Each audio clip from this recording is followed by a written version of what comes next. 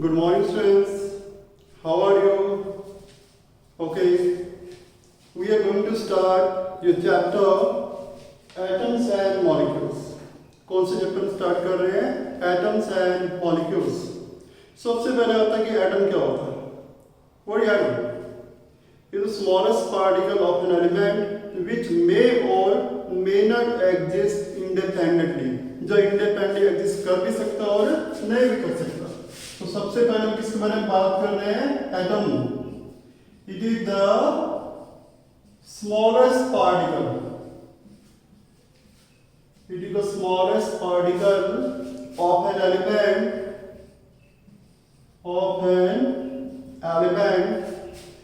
which may or may not exist independently. जो independently exist कर भी सकता और नहीं भी कर सकता. ठीक है. इसके बाद आता है वही एलिमेंट. एलिमेंट क्या होता है? एलिमेंट क्या होता है? It is the purest form of substance which can neither be broken into nor can be built from any chemical और फिजिकल मेथड. एलिमेंट किसी सब्सटेंस की वो प्योर फॉर्म है जिसको ना तो हम ब्रेक कर सकते हैं ना ही उसको हम बिल्ड कर सकते हैं बाय एनी फिजिकल और chemical method. It is the purest form of a substance. It is the purest form of a substance which can neither be broken into nor built by any physical or chemical method.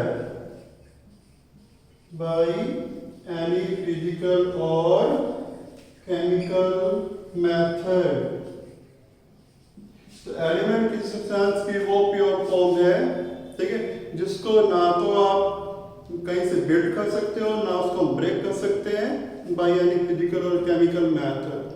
एक definition और भी दे सकते हैं element की. Element जो है किसी substance की वो फॉर्म है which is made up of same kind of particle which consists of same kind of particle. कह सकते हो element is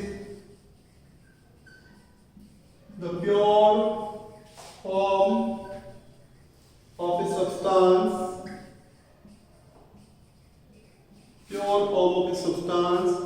which contain same kind of particle which consists of same kind of particles, जो एक ही तरह के particle से मिलकर बना होता है. Same kind of particles. तो ये था एटम क्या होता है, एलिमेंट क्या होता है. तो what is atom? Atom is the smallest particle of an element जो इंडिपेंडेंटली एग्जिस्ट कर भी सकता और नहीं भी कर सकता. और एलिमेंट क्या है?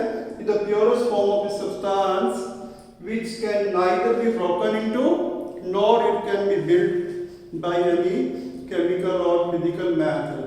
दूसरी डेफिनेशन क्या एलिमेंट की कि एलिमेंट किसी सब्सटेंस की वो प्योर फॉर्म है that contain same kind of particle. एक ही तरह के पार्टिकल का अर्थ क्या है? एटम्स. एक ही तरह के एटम्स से मिलकर बने होते हैं एलिमेंट.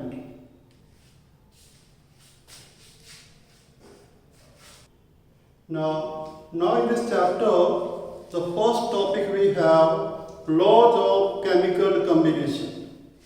इस चैप्टर में आपके सिलेबस में कौन से हैं? Laws of chemical combination. And the first law we have law of conservation of mass. पहला law कौन सा है? Law of conservation of mass. This law was given by Lavoisier. ये law किसने दिया था? Lavoisier ने दिया था. और ये लॉ क्या कहता है? According to this law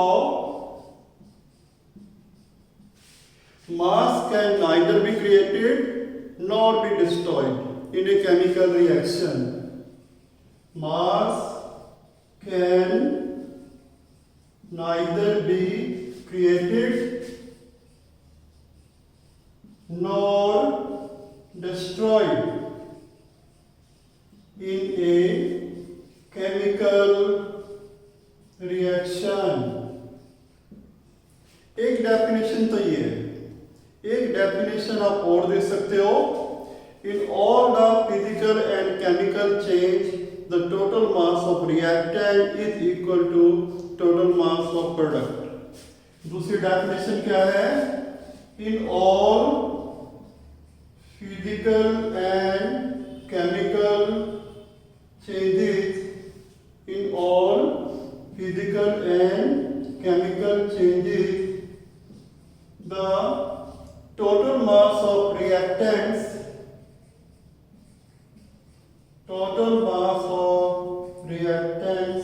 is equal to the total mass of products.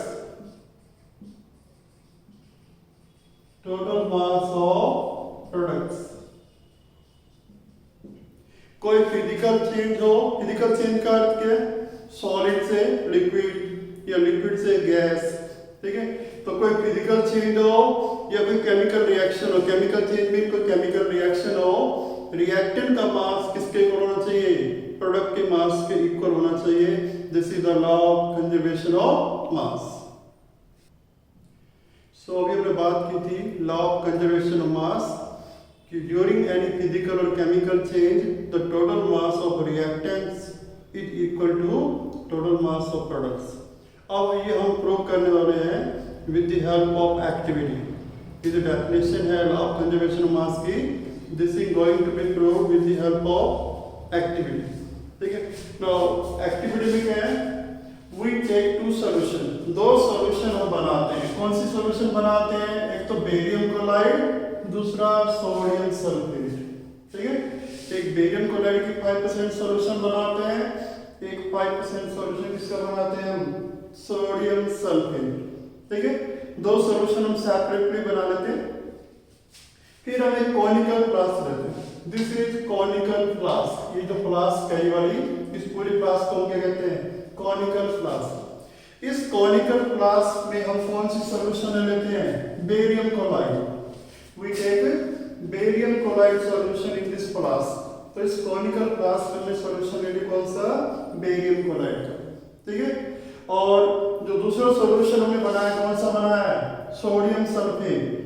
Sodium sulphate solution को हम ले लेते हैं एक इग्निशन ट्यूब में, ये बीच में एक ट्यूब है, ignition tube, small ignition tube.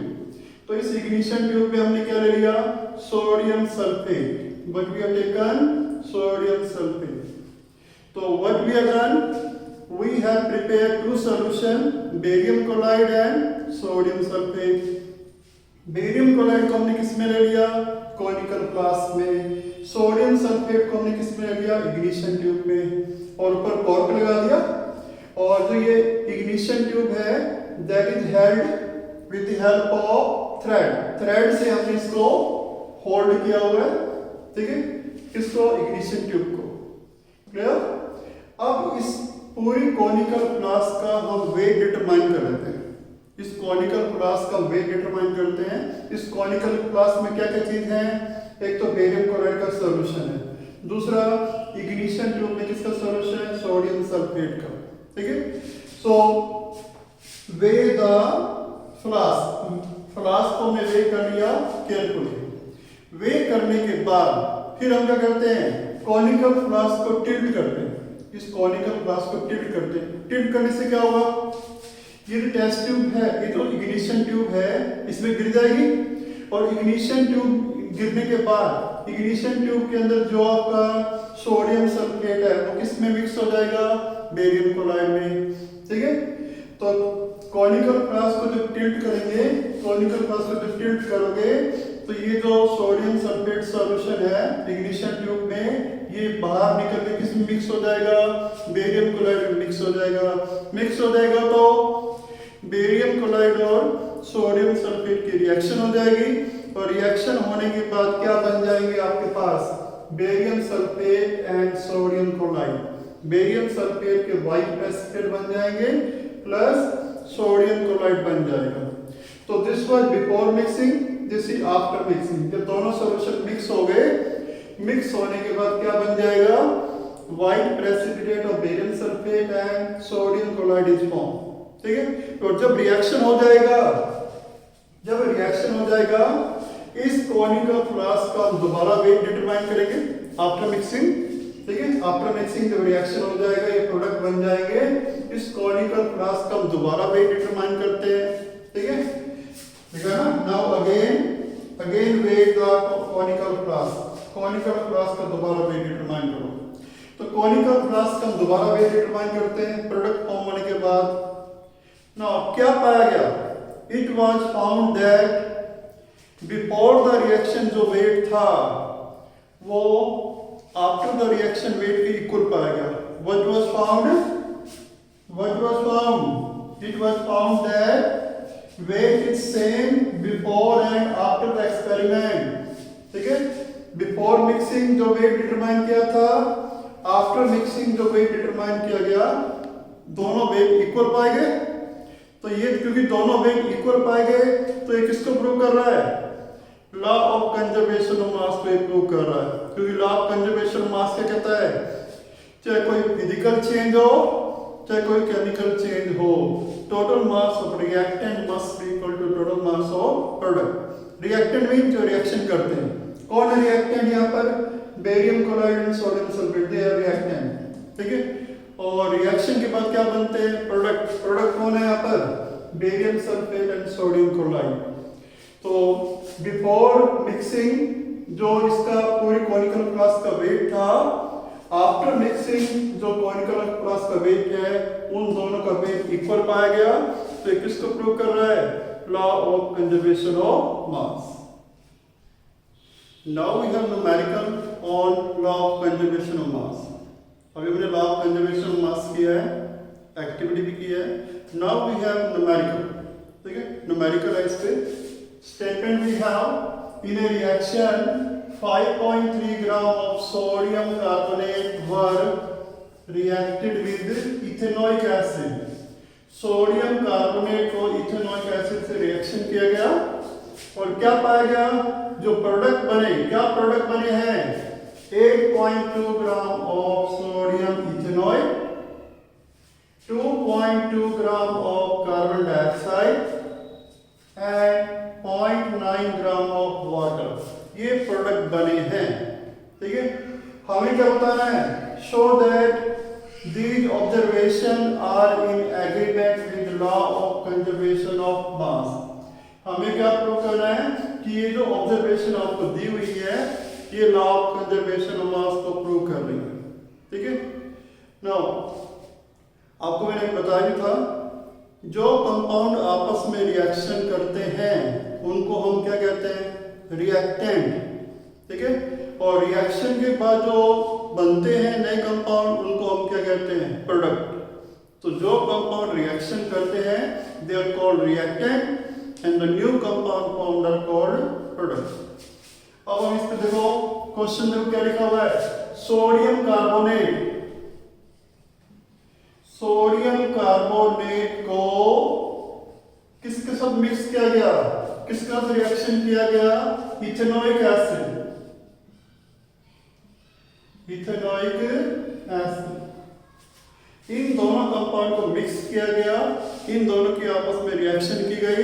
तो रिएक्शन करने से क्या हुआ, कुछ नए कंपाउंड बनेंगे जिनको हम क्या कहते हैं, प्रोडक्ट। और वो नए कंपाउंड कौन से बने हैं, 8.2 gram of sodium ethanoic, sodium ethanoic, और कौन सा प्रोडक्ट बना, carbon dioxide, carbon dioxide and water. तो ये आपके रिएक्टेंट हैं जो आपस में रिएक्शन कर रहे हैं, और रिएक्शन करने के बाद ये जो नए कंपाउंड बने हैं दे आर कॉल्ड प्रोडक्ट। तो ये आपके प्रोडक्ट्स हैं और ये आपके रिएक्टेंट्स हैं। अब लॉ ऑफ कंजर्वेशन ऑफ मास क्या कहता है? ड्यूरिंग एनी फिजिकल और केमिकल चेंज रिएक्टेंट का मास किसके इक्वल होना चाहिए? प्रोडक्ट के मास के इक्वल होना चाहिए। ठीक है, तो यही हम प्रूव करने वाले हैं। ये रिएक्टेंट्स हैं और ये प्रोडक्ट्स हैं। पहले हम रिएक्टेंट का मास फाइंड करेंगे, फिर प्रोडक्ट का। Total mass of reactant,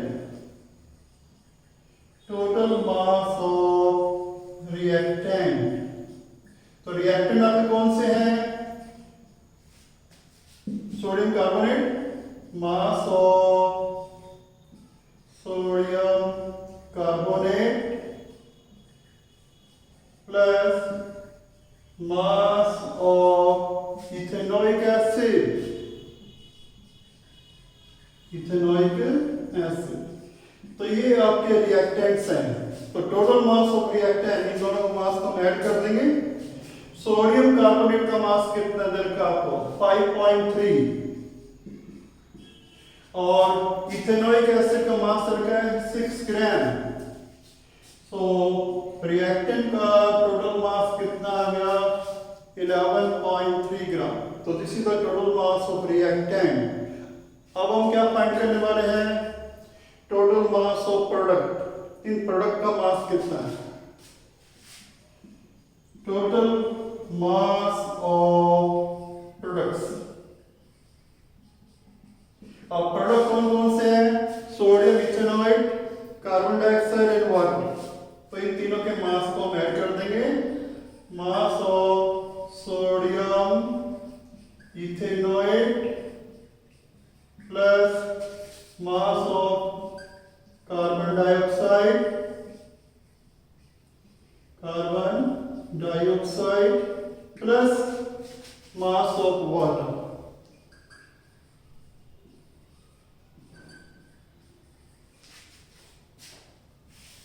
so sodium ethanoid का मास कितना दरकार आपको?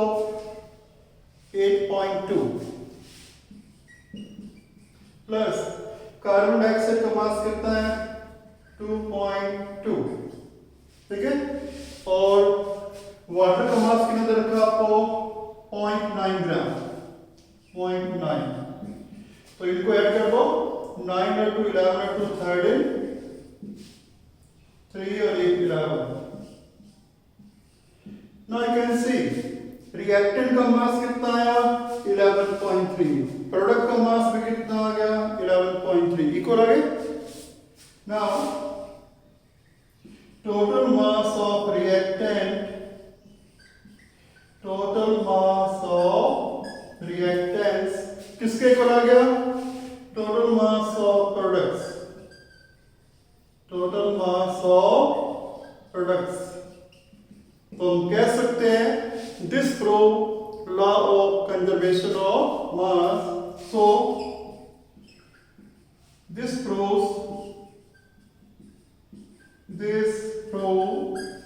लॉ ऑफ कंजर्वेशन ऑफ मास। तो ये था numerical on law of conservation of mass. Prove हो गया। रिएक्टेंट का मास प्रोडक्ट के मास के इक्वल आ गया। तो हम कह सकते हैं the given observation are in agreement with law of conservation of mass. Now we have the second law of definite proportion. या लॉ ऑफ कांस्टेंट प्रोपोर्शन भी कह सकते हो और लॉ ऑफ डेफिनेट प्रोपोर्शन भी कह सकते हैं।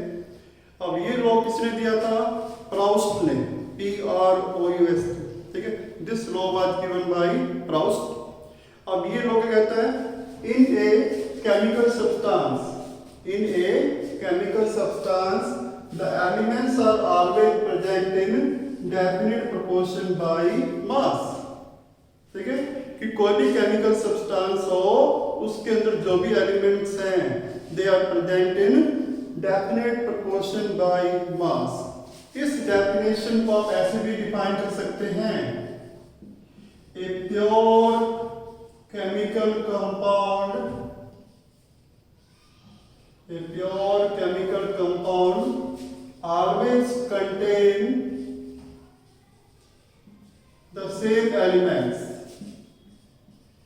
always contain the same elements, which combine which combine in the same fixed proportion by mass. Same fixed proportion by mass.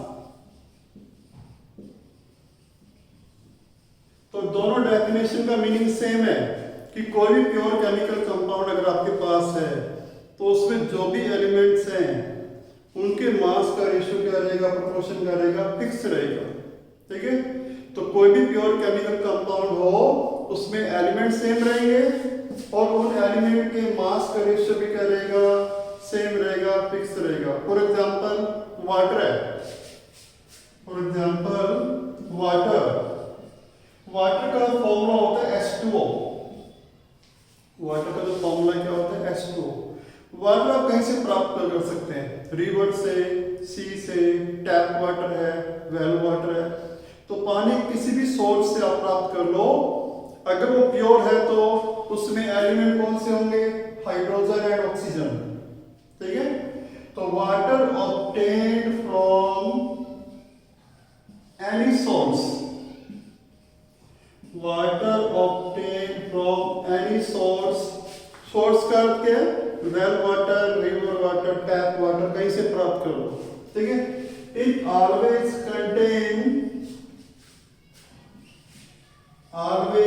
contain the same elements, contain the same element। वो same element कौन से हैं, hydrogen and oxygen. ये H किसका symbol है, hydrogen का, O किसका symbol है, ऑक्सीजन का। Always contain the same elements, hydrogen and oxygen, hydrogen and oxygen। तो डेफिनेशन देखो क्या लिखा हुआ है, a pure chemical compound always contains the same element। तो वाटर अगर प्योर है कहीं से प्राप्त कर लो, उसमें एलिमेंट सेम रहेंगे, कौन से, हाइड्रोजन H, ऑक्सीजन O। ठीक है, सेम एलिमेंट्स रहेंगे और इन एलिमेंट का मास का रेशियो भी क्या रहेगा, सेम रहेगा। which combine in the same fixed proportion of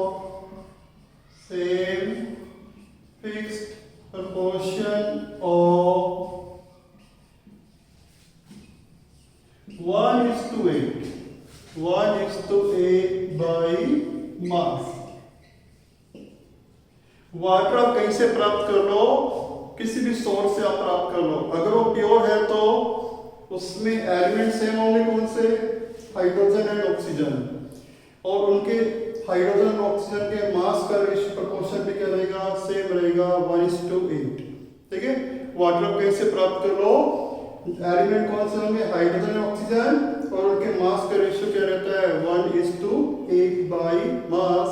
so this is the definition of law of constant proportion। कोई भी प्योर केमिकल कंपाउंड हो उसमें एलिमेंट सेम रहते हैं और उन एलिमेंट के मास का रेशियो भी क्या रहता है, सेम रहता है। सो अभी हमने किया था लॉ ऑफ कांस्टेंट प्रोपोर्शन।